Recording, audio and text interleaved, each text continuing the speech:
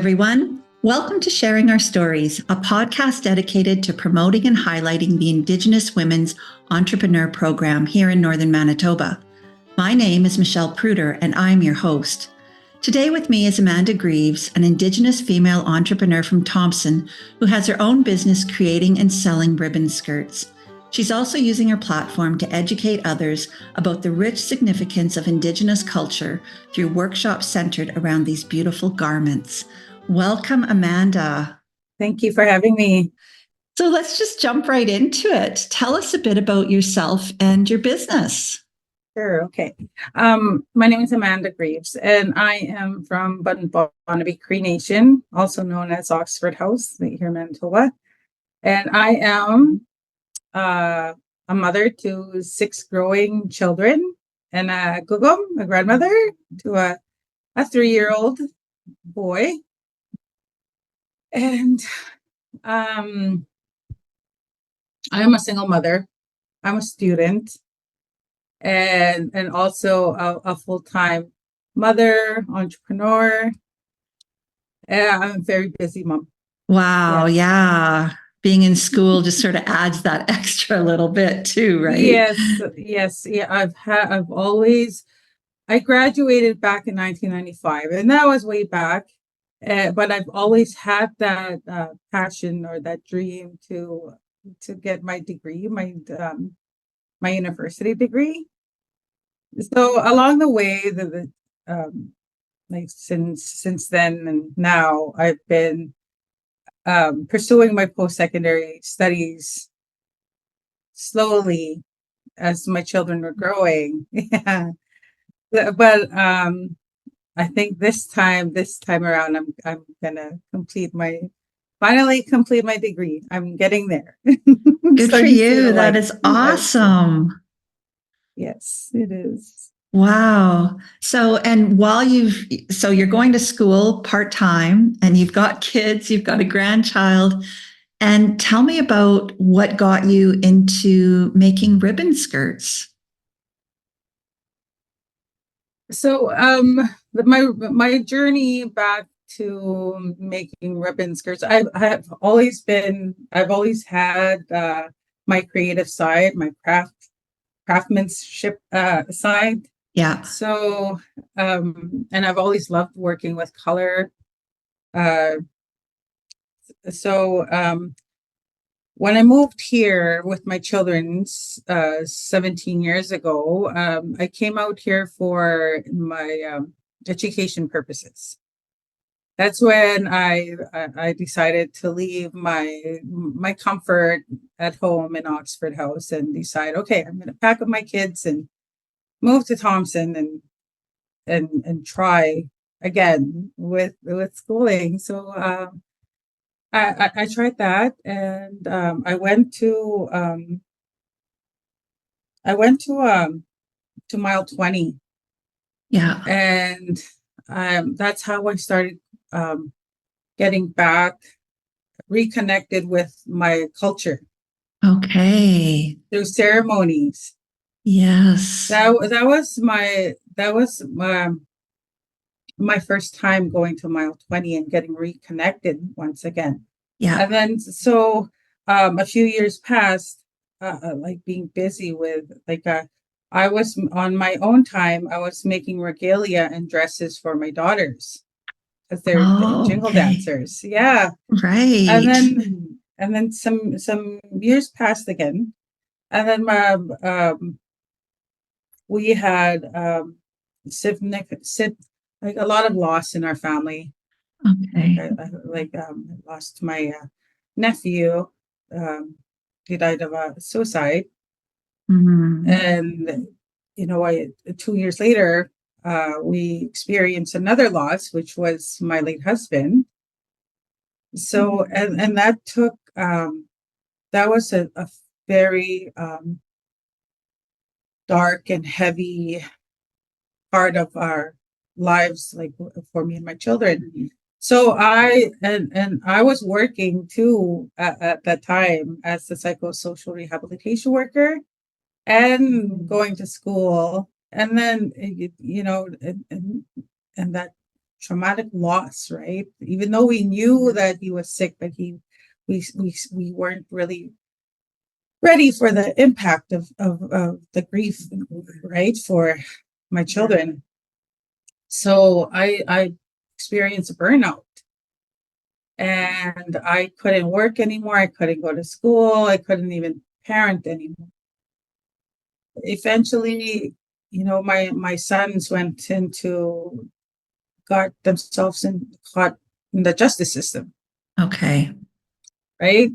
And then that led to more and more, and then that's when I just hit my rock bottom, I want to say, Right. as a woman, Yeah.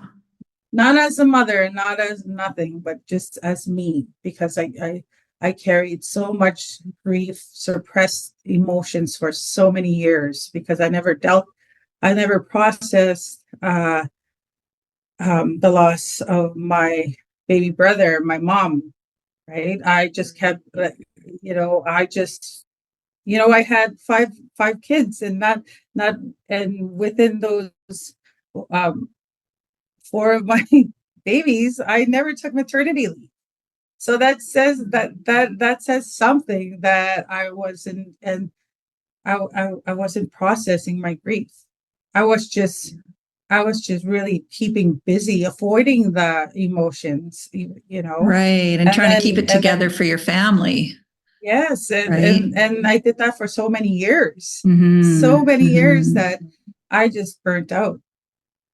Yeah. And then, 6 years ago, 5 years ago, I, like when I said, I can personally say that, I almost got caught in that self-pity where I turned to, negative coping mechanisms, right? Right. Yeah. And, I had to really um, pick myself up from staying in that pit. Right. And then so when my sons went away, I could have just stayed in that negative coping road, or just really, you know, sit with those heavy emotions that I suppressed for so many years, which I did, which I did. And it wasn't not an overnight fix. I wish there was, but there wasn't. So I had to sit with it, and that took time. And I like it was very heavy. And this was just right before the pandemic happened. And then when the pandemic happened, I noticed a lot of people were um, scared, or didn't know what to do with themselves, because everybody had to isolate at home. But me, I didn't think anything of it, because I was already in that pandemic before the pandemic happened, right? So I didn't mind at all. But slowly, I went to see a traditional healer in Norrie House, because I went to the MKO, to the traditional healer program, because I seen a poster, and I thought, I need to talk to someone. Like, I just needed to talk with someone.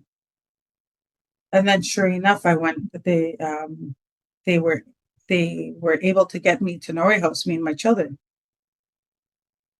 So we went there. Me and my children went into a healing ceremony, um, into a sweat. Yeah. So at the end of the day, before we left, um, and the traditional healers that I wanted to go see were actually Madeline Walker and Gordon Walker. Very Okay. wonderful people, very welcoming, very Oh, caring. yes. Yes. And um,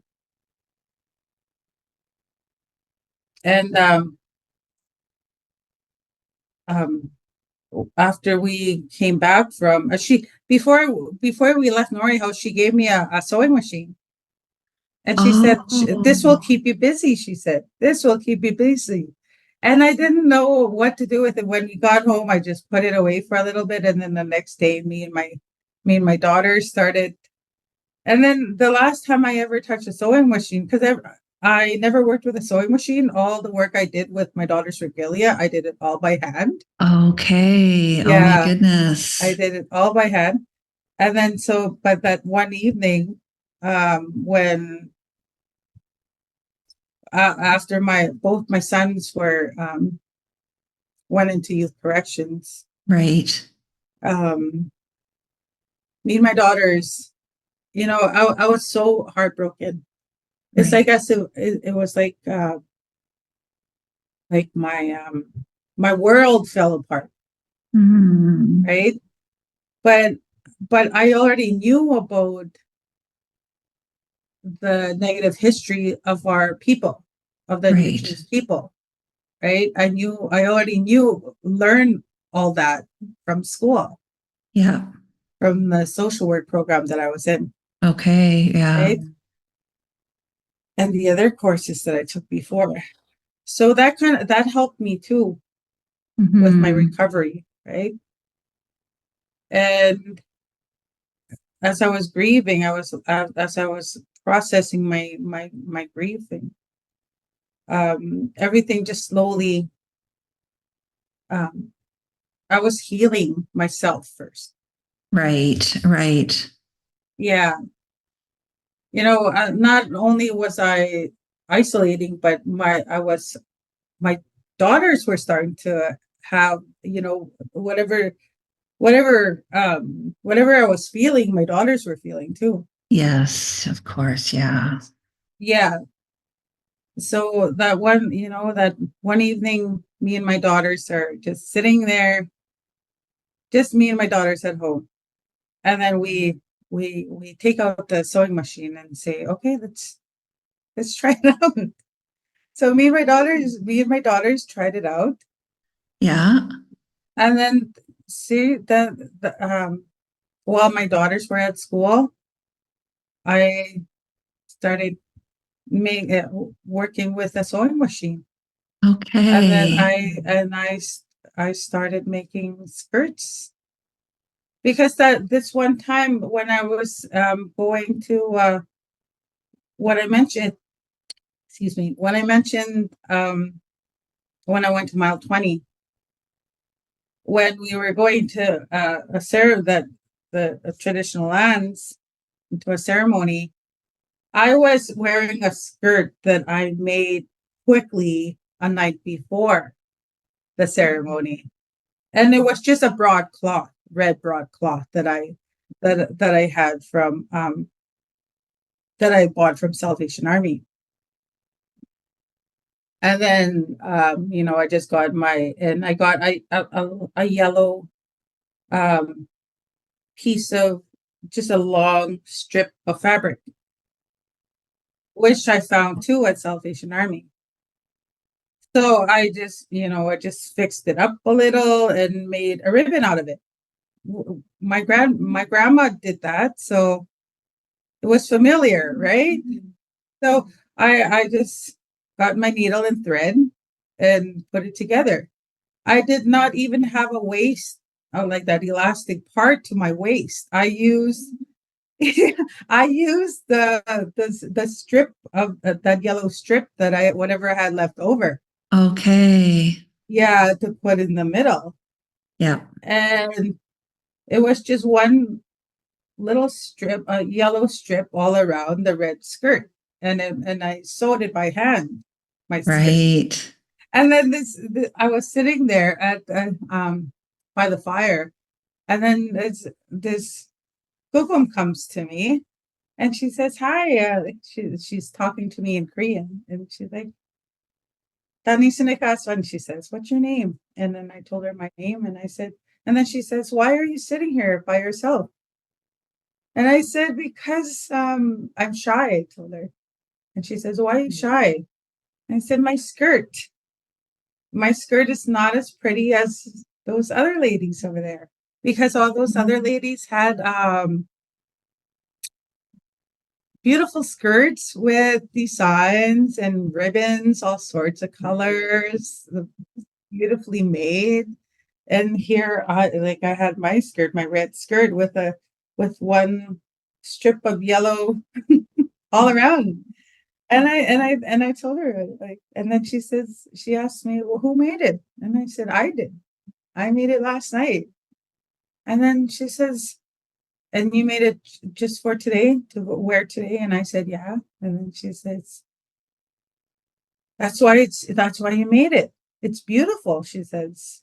You made it from your heart and you made it with your own hands. It's made with love, she says. It's beautiful.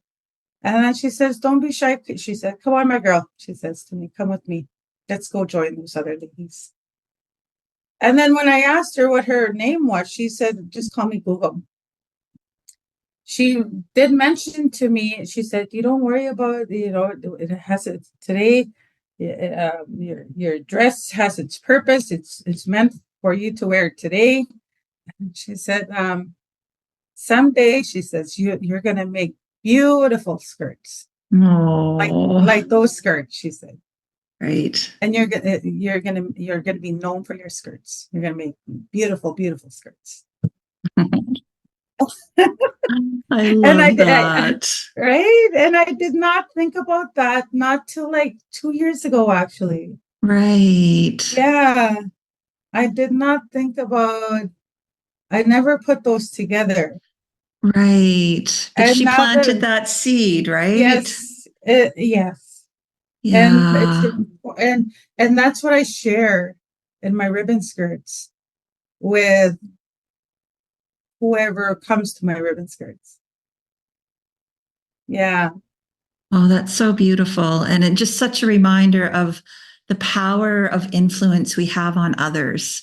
Yes. You know, that especially as women, those things that we like, she went out of her way to come and sit by you and talk to you. And sometimes that's all it takes, is just reaching out that loving gesture and speaking those kind words. Yes. Yeah. That's all it takes. That's all it takes. Mm-hmm.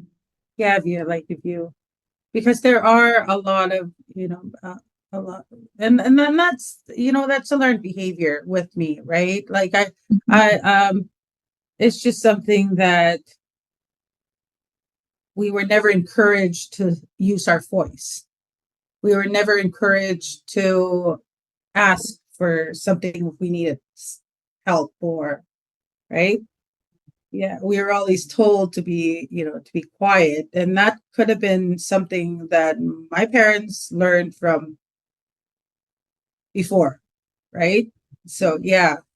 So that is what we want. That is what I like with my daughters. I tell them to be bold and brave by using kind words, right? Respectfully, yeah, gently, yeah, and to be careful with their tone, yeah. Right. And so you have really developed your skills now at creating these ribbon skirts.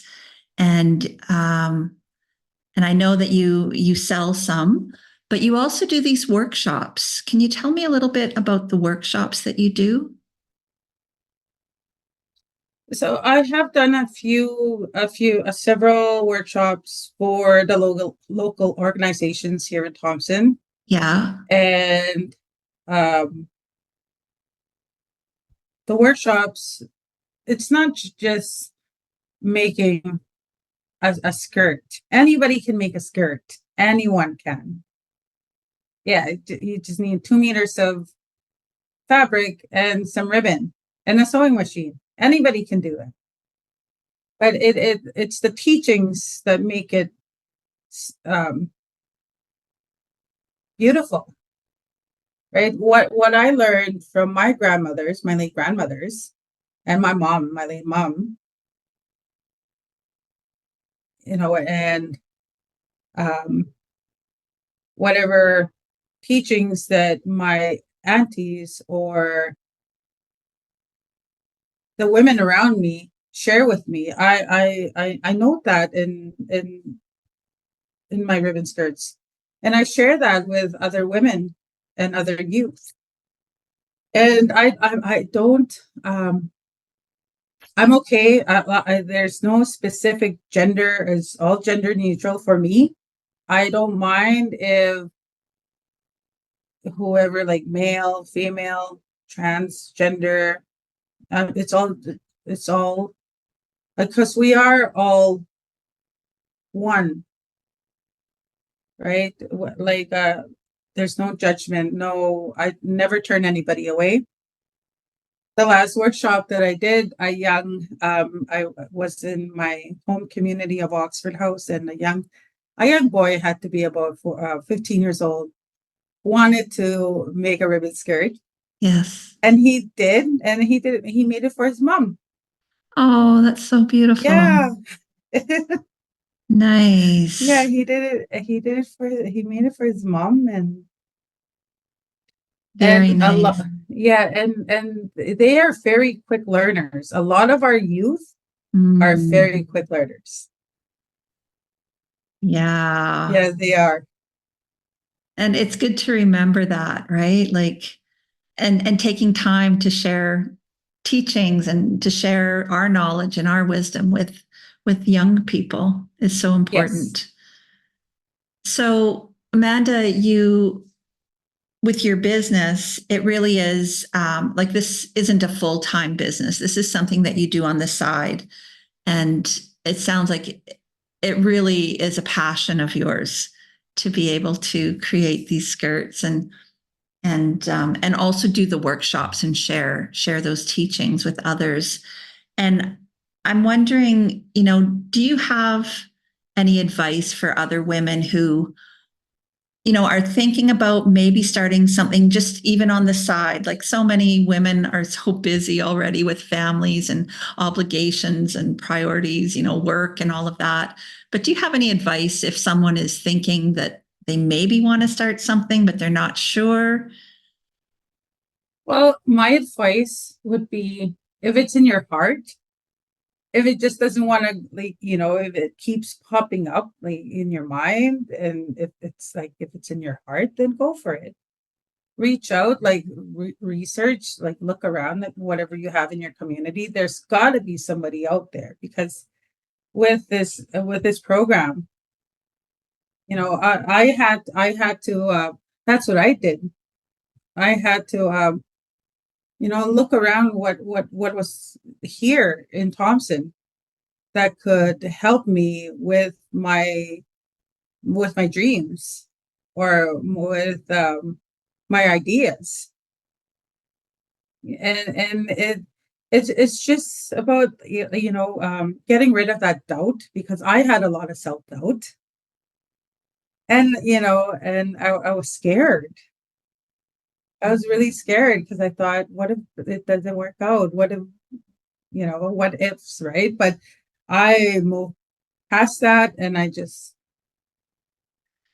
Yeah. And I mean, I love that, because it's, just try, right? Yeah. Dip your toes in, and it doesn't mean you have to like completely um, immerse yourself into starting like a full-time business. You can just kind of dip your toes in, look around the community, see what the needs are, see, like sometimes all it takes is one person seeing some of your work and saying, oh, I love that. I want to buy that from you. Or, like you mentioned about finding what resources are available to kind of Yes. help, right? Because sometimes, like you were able to do the grant and mentorship program through the Indigenous Yes. Women's Entrepreneur Program, and I think that kind of helped. Yes, it did. Yeah, so I love that advice, just to have the courage to try, and that if it's in your heart, you'll know, because it'll keep coming to you in your mind, right? Yes. And there's so many, and you can encourage the next person. I hope that I'll be able to encourage the next person that has these ideas, Yes. and doesn't know how to navigate to bring out their ideas. Yeah. I really Yeah. hope that we could do that. Yeah. Well, thank you so much for talking with us today, Amanda. It's been a pleasure. All right. Thank you so much for having me.